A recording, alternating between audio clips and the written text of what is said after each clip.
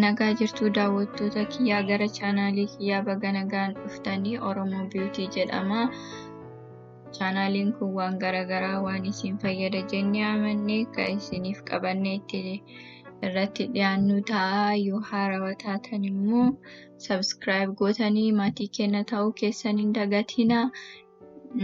Viidiyoo kana immoo dhumarratti yoo jaalattanii like godhaa. Nama birallee hin fayyada yoo jettanii amantanii share gootanii fi akka mata duree irratti isinii barreessetti har'a shaampoowwan 5 faayidaa isaanii wajjin maaliif akka shaampoo fi kondiishinara keenya laallachuu qabnu isinii qabadhee dhiyaadhee jira. Haga dhumaana wajjin turaa isiniin jedha jechuudha.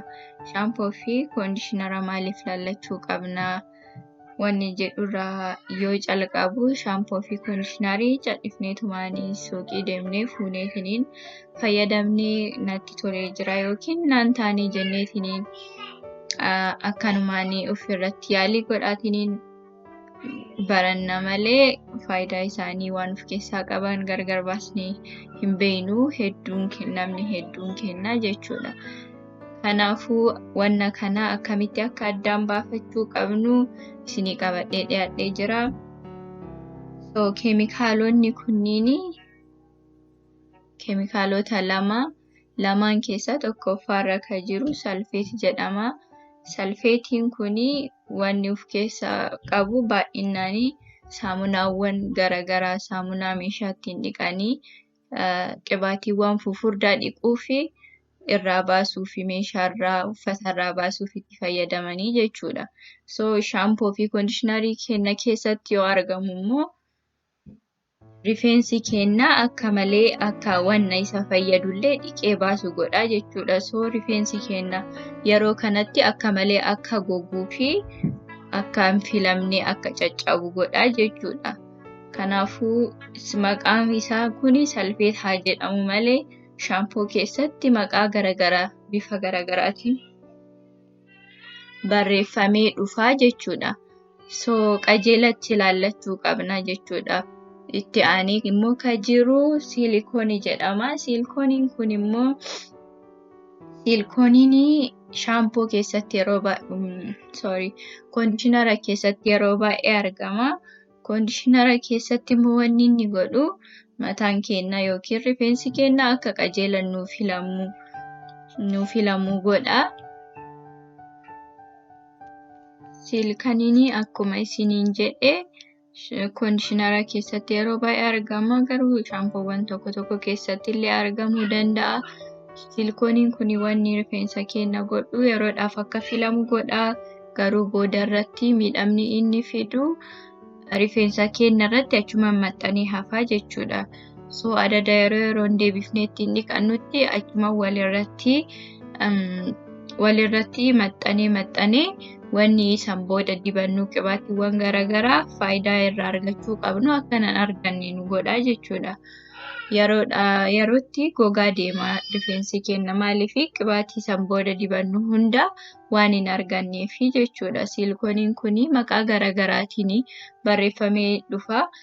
Salfeetiin illee akkasuma salfeetiin amma maqaa garaagaraatiin barreeffamee dhufa.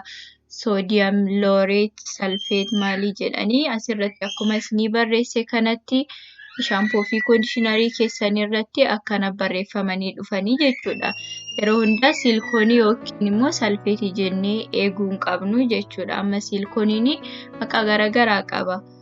Shaampoowwanitti yoo deemnu shaampoo 5ffaarra jiru moowii jedhama. Moowiin kun baay'inaan mataa rifeensa haphii warra qabanii fi baay'ee gaariidha. Garuu warroota mataa jajjabaa yookiin baay'ina qabu yoo qabaatanii shaampoo kana rikoomandisiniin godhu yookiin akka fayyadamtan hin barbaadu. Maaliif xiqqoo mataa laafaa ta'ee fi bareedaadha jechuudha. Afuraffaarra immoo kan jiru Diva Curl jedhama. Diva Curliin kun gatiin isaa xiqqoo qaaliidha. Garuu yoo itti fayyadamtan ilaaltanii baay'ee bareedaadha. Rifeensa hundaafuu immoo hin ta'a. Haphiillee, fufurdallee hundaafuu kan ta'udha jechuudha. Kan itti aanee jiru immoo 3ffaarratti kan argamu sadaffaarratti kan argamu OGX jedhama.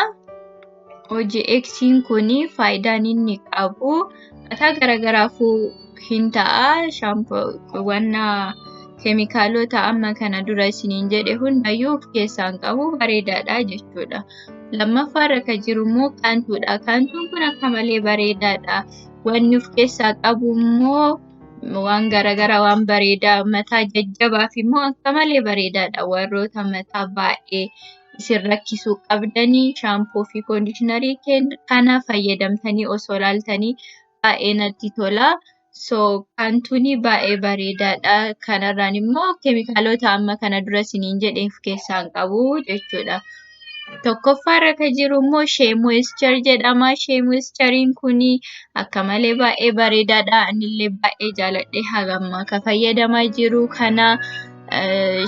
Shaampoolleen koondishinariin kunillee baay'ee namatti tola. Rifeensa hundaafuu hin ta'a. Rifeensa baay'eellee haphiillee hundaafuu shaampoo ta'udha jechuudha. Isin hunduu shaampoowwan kanneen fayyadamtanii akka itti fayyadamtanii sin affeera. Yoo jaallattan laayik gochuu keessan hin dagatinaa. Nama birallee fayyada jettanii yoo amantan immoo sheer godhaa. Hanga viidiyootti aanutti nagaatti naa tura.